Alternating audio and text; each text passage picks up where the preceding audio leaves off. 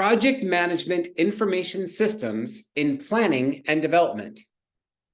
Hi, I'm Bill Carmody. Let's talk about Project Management Information Systems in Planning and Development.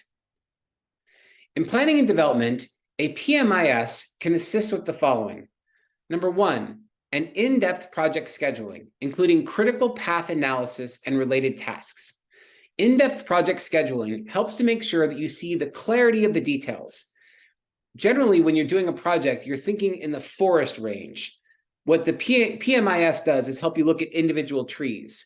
And when you can see the trees from the forest, you can be very specific about all the elements going into the project. Better plans, better upfront development means better execution and more efficiency when you come into actually launching the project. It also supports cost and budget management, including setting up the cost controls, budget analysis, and related key performance indicator metrics. So think about that. One of the things you're responsible for is managing the budget and the timelines.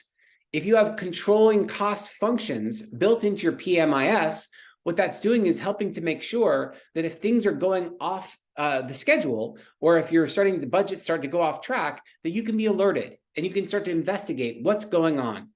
By having clear budget management up front, you can more effectively manage the budget throughout the project. And then any type of key performance metrics will help make sure you're weaving those KPIs throughout the entire planning and development phase of the project plan. Also, executing resource planning for entire projects, identifying available resources and making contingency plans for those that may be needed later. By executing resource planning in the entire project, what you're doing is making sure you're very clear on here's plan A, but here's what plan B and plan C would look like if we had to make some adjustments. And lastly, establishing a baseline of metrics for project schedule, cost, and scope. By establishing that baseline, you can continually monitor how are we doing on schedule, how are we doing on our costs, and how are we doing on our scope.